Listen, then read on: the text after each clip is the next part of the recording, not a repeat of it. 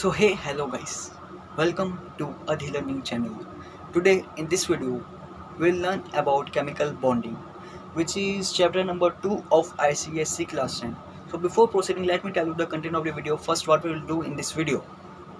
We'll learn about the different types of bonds, their properties, their characteristics, polar covalent compounds and non-polar covalent compounds, Lewis dot structures and how to draw Lewis dot structures. Okay, so let's see. On your screen you can see there's written types of bonds. So there are three types of bonds: electrovalent or ionic, covalent bond and coordinate bond. Yeah, first let me clear you. We'll do coordinate bond in the next video. In this video we'll cover only electrovalent and covalent bond. Okay, so here is the definition of electrovalent or ionic bonds. I'll tell why these bonds are called ionic. Okay, so let's first read the definition of electrovalent bond. Okay, the bond formed between two atoms, okay, two atoms, but transfers one or more electrons, okay, from the atom of a metallic to a non-metallic atom. Okay, but what are metallic and non-metallic atoms? Metallic atoms are the atoms which have a characteristic of metals. Yeah, and non-metallic atoms have a characteristic of non-metals. Okay, the next question is, what are the characteristics of metals and non-metals? Metals are generally electron donors, and non-metals are electron acceptors. Okay, metallic atom have one, two, or three electron in the outermost shell, which they easily lose, and non-metallic atom have five, six, or seven electron in the outermost shell. Okay, simple. So according to the definition, one or more electron is transferring from a metallic atom to a non-metallic atom. Yeah, the statement is correct. From a metallic, okay, because metallic atom loses electron and non-metallic gains, right? So a statement is correct. You know that when atom loses or gains electron, it gets charged up. We call them ions, a positive ion and a negative ion. There is a name too for them. A positive ion is called cations and a negative is called anions. Okay, suppose if a particular atom X is losing uh, one electron, so it gets a charge of 1 plus, or you can write plus. And if it is losing two electrons, it gets a charge of 2 plus. Okay, and if a non-metal, okay, gains one electron, it gets a charge of minus or 1 minus, you can write. And if it gets two electron, okay, so it gets a charge of 2 plus, 2 minus. Okay, so let's proceed. What you can see on your screen, on the left side, a metallic atom, and the right side a non-metallic atom. Okay, from a metallic atom, one electron is transferring to whom? To a non-metallic atom. Okay, so this metallic atom would get the charge of 1 plus, or you can write minus, or you can write plus only, and a non-metallic atom gets a charge of 1 minus, or you can write minus, right? So here is the structure of NaCl. Okay, it is a type of ionic bonds. Okay, what is the atomic number of Na? Sodium, 11. And what would be the electronic configuration? 2, 8 and 1. Okay, so in the valence shell, sodium has one electron. And what is the atomic number of chlorine? Okay, 17. Okay, and what would be the electronic configuration? 2, 8, 7. So in the valence shell, chlorine has 7 and sodium has 1 electrons. Okay, 1 electron. So what sodium and chlorine will do? Sodium will lose its 1 electron and gets the charge of 1 plus, or you can write plus. And chlorine accepts the loose electron. Okay, and it gets the charge of chlorine gets a charge of 1 minus, because chlorine is accepting 1 electron. So they follow octet rule. Octet rule says to get stable, atom should have 8 electron in the valence shell. Okay, so if we calculate after transferring sodium, the outer shell of the sodium becomes the inner shell. Okay, as it was in the previous case. Sodium has the atomic number of 2, 8 and 1. If sodium is losing one electron, the inner shell becomes the outermost shell, right? And chlorine has the electronic configuration previously as 287. If it gains one electron, it gets one electron, okay, added up, so 2, 8 and 8. So let's see the other example. Calcium oxide.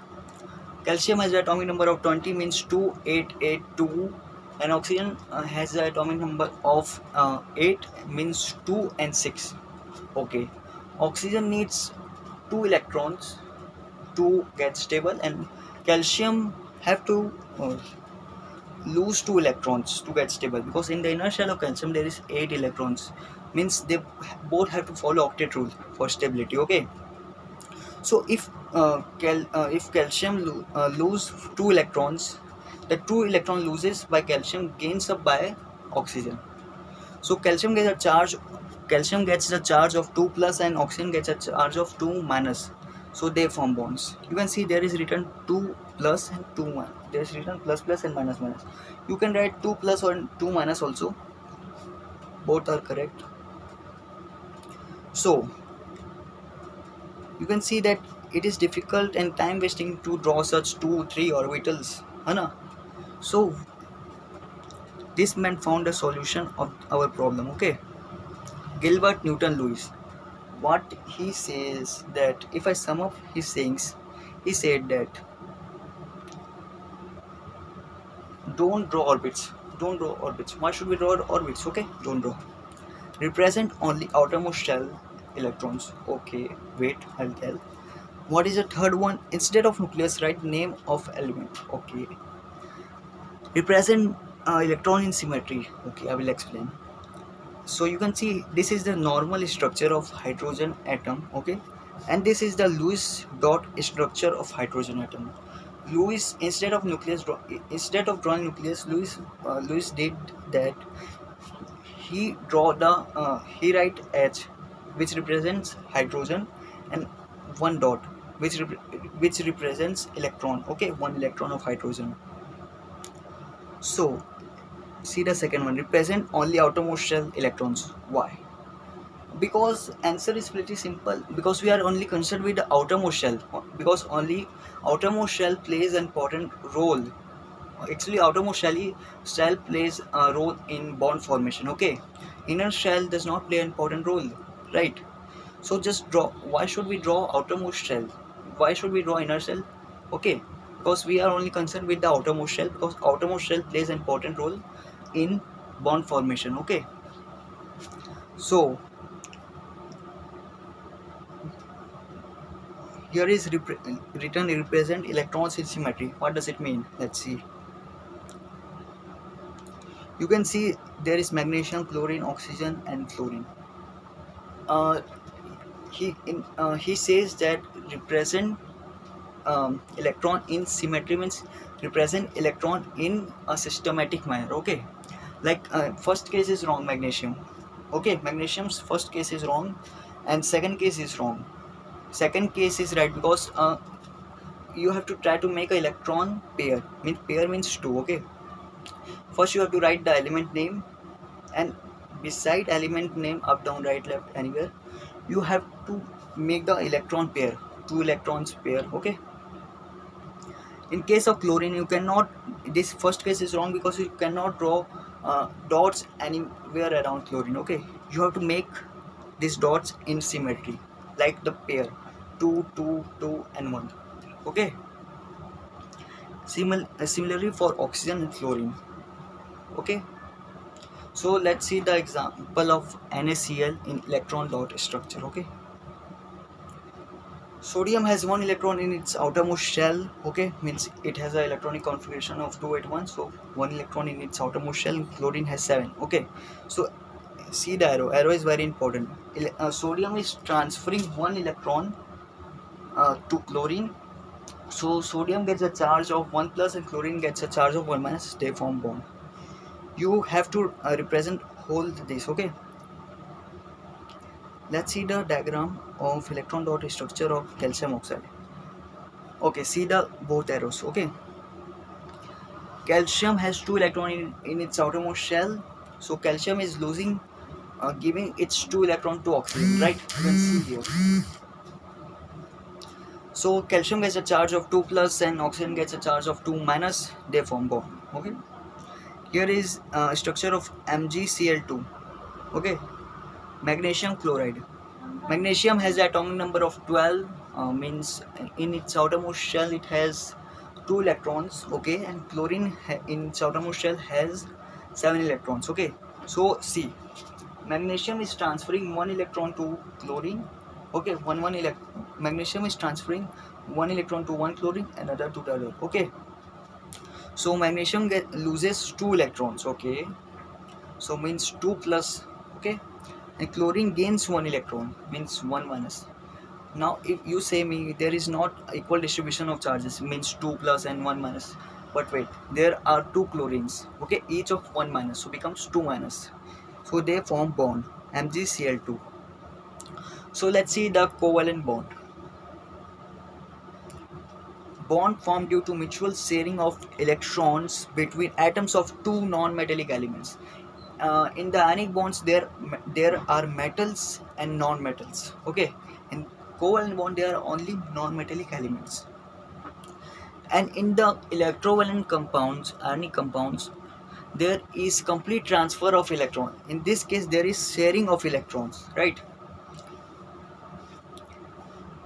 Bond formed due to mutual sharing of electrons between atoms of two non-metallic elements. Okay, let's see example. Nitrogen. Okay, this is a normal structure of nitrogen. We'll see the electron dot structure. Okay, so in the outermost shell of nitrogen has 5 electrons because it has an atomic number of 7. So 2 5. Okay, so to get stability of nitrogen needs 3 electrons. Okay, so what nitrogen will do is, two nitrogen come together and decided to share 3 electrons. Okay, share 3 electrons and they form bond. Now if you count the number of electrons in the outermost shell, you can see 1 2 1 2 3 4 5 6 and 7 8.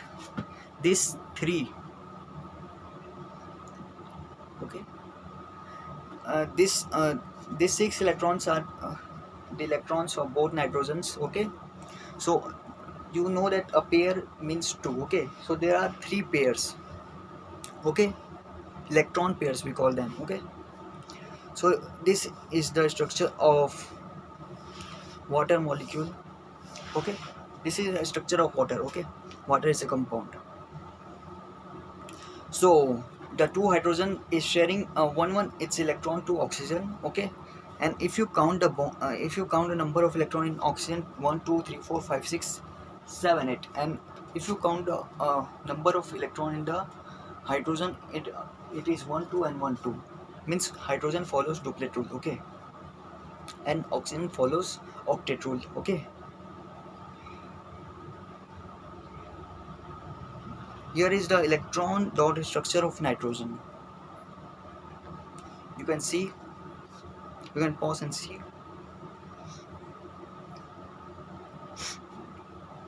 Electron dot structure of water. Okay, here is the summary chart of electron dot structure. Almost 5 marks question is asked from these structures. Okay,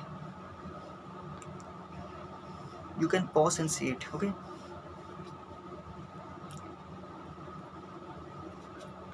so let's see the polar covalent compounds. What are they? Polar covalent compounds are compound inside. Oh, there is printing mistake. Are after in there is which. Okay, polar covalent compounds are compounds in which shared pair of electrons are not equally distributed. Okay. Example. What are the examples? Water, ammonia, and HCl. Okay, hydrochloric acid. So this. Okay, wait. This is an example of polar covalent compound. So what happens is that when HCl shares hydrogen shares 1 electron with chlorine, chlorine shares 1 electron, and they share 1 electron pair. Okay, so chlorine is an electronegative element, we know this. Okay, So what chlorine do is chlorine pulls the electron, okay, towards itself, means there is not equal sharing of electrons, right?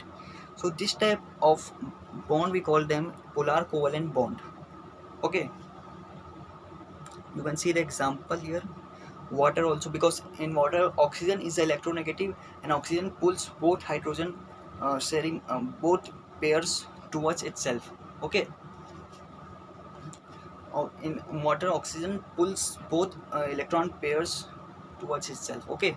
So there is not equally distributed electrons, okay. What is in the no what is non-polar covalent compounds, okay. Non-polar covalent compounds are compounds in which shared pair of electrons are equally distributed, okay, like hydrogen, H2, Cl2 and 2O2. You can see the example here. This chlorine is example of non-polar covalent bond, okay. Why? Because both chlorine have equal power. You can think of both chlorine have equal power, okay.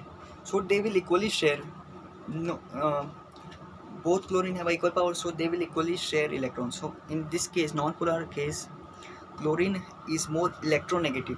It has the more powerful, chlorine is more powerful, so chlorine pulls electron towards itself, right? But in this case, chlorine two chlorines are have equal power, because two chlorines have equal power, so they will share equal, okay. So non-polar covalent compounds are compounds in which share pair of electrons are equally distributed, like H2Cl2 and 2O2, okay. So this is a example of non-polar covalent bond, polar covalent bond, ionic bond, okay. So let's proceed. Properties of covalent bond, okay. They are gases and liquids, okay. Low melting and boiling point, okay. Bad or non-conductor of heat, okay. Soluble in organic solvents, okay. Organic solvents are non-polar, means they are non-polar solvents. क्या होता है अभी अभी हमने देखा, we have just seen, okay. Non-polar covalent compounds are compounds in which shared pair of electrons are equally distributed, okay. So organic solvents are generally non-polar, okay. And covalent bond are also non-polar, and you know that like dissolves like, okay. They are gases and liquids because they have weak van der Waals force of attraction, okay. And in case of ionic bonds have strong electrostatic force of attraction, which bind them together tightly, so they are generally solids, okay. And covalent bonds are generally gases and liquids. Low melting and boiling point, okay. Suppose if you take as example of liquid covalent bond, okay. So if we heat it, okay, what happens is the van der Waals force becomes weakened, and the liquid part gets move far away from each other, so it becomes gases, right? So they have low melting and boiling point because of weak van der Waals forces. Let's see the properties of ionic bond. They are solids, okay. I said high melting and boiling point, because to weaken the electrostatic force of attraction we have to apply more energy, right? Good conductors of heat, okay, because they are solids, so their atoms are closely packed with each other, so they vibrate in their own positions, so there is heat. Because of kinetic energy there is heat generation takes place, okay. Soluble in water, okay. Ionic bonds are polar co- ionic bonds are polar, okay. And water is a polar covalent bond, so like dissolves like, okay. And water has a capacity to weaken the electrostatic force of attraction. So what water do is water splits the electron, water splits the atom, okay. Like in case if you mix NaCl in water, what you can find out is, so water splits Na and Cl, okay. So this much for now. In the next video we'll see the coordinate bond. Thank you.